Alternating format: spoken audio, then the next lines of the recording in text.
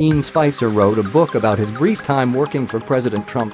So did Cliff Sims and Omarosa Manigault-Newman. Two former FBI agents, James B. Comey and Andrew McCabe, wrote about their experiences with the president. And Trump's former national security advisor, H.R. McMaster, has a book coming out next year.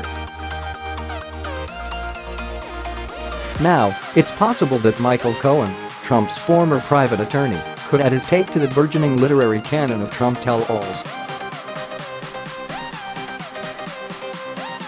Cohen said during his congressional testimony this week that he has discussed a possible book deal, and I have spoken to people who sought me out regarding a movie deal.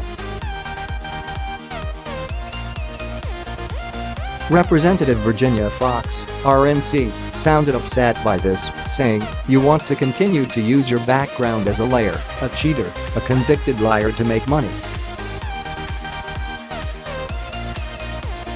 But those qualities are exactly what would make any potential Cohen book or movie so compelling. A Cohen book could earn the disgraced attorney a $1 million deal, said Washington literary agent Howard Yoon. "This is one of the few things he's got going for him," Yoon said, noting that Cohen lost his attorney's license and is headed to prison. But the book's topic is also a potential obstacle to Cohen ever seeing his literary payday. Cohen's guilty pleas in federal court last year mean any deal would need to steer clear of laws designed to prevent criminals from profiting off their crimes. Most states and the federal government have son of Sam laws that limit the ability of people to pocket money from selling their own true crime tales. New York was the first to pass such a law in 1977, in response to late 1970s serial killer David Berkowitz selling his story to media outlets. His proceeds ended up going to some of his victims. But Cohen's crimes were non-violent, tax evasion, campaign finance violations and lying to both Congress and a financial institution. Many of the laws aimed at proving crime doesn't pay are designed to stop violent criminals from getting paid.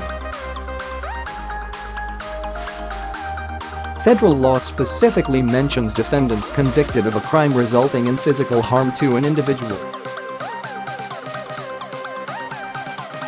It would appear this statute is not going to apply to him, said Matthew Mangino, a Newcastle, PA. attorney who has written on Son of Sam laws and is a former county district attorney. Before he got tangled up with FBI raids early last year, Cohen reportedly had a potential deal with Hachette Book Group for a book called Trump Revolution, From the Tower to the White House, Understanding Donald J. Trump. Cohen said during his congressional testimony that he was to be paid about $750,000. The deal fell apart. But a new book deal does not appear to be off the table. The public's interest in books by the famous and notorious seems boundless. In 1976, Chuck Colson published his memoir, Born Again, just a couple years after the former special counsel to President Richard M. Nixon pleaded guilty to obstruction of justice and served 7 months in federal prison.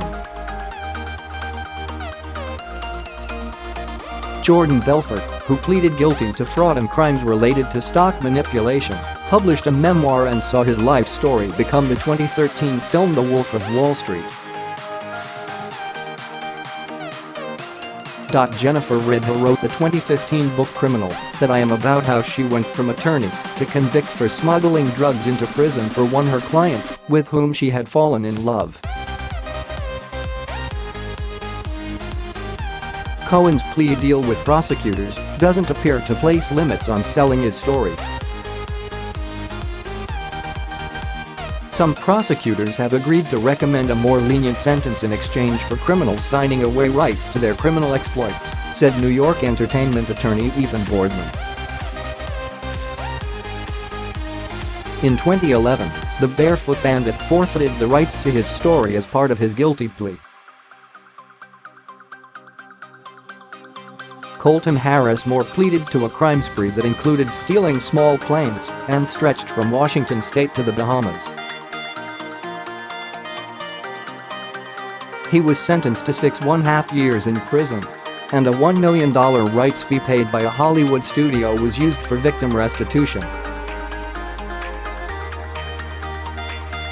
Cohen's televised appearance before Congress this week seemed to pique the interest of potential book buyers. Cohen hinted that he had more secrets to tell and that he was now a changed man. That could drive demand for turning Cohen into an author. Readers love a redemption story, Yoon said.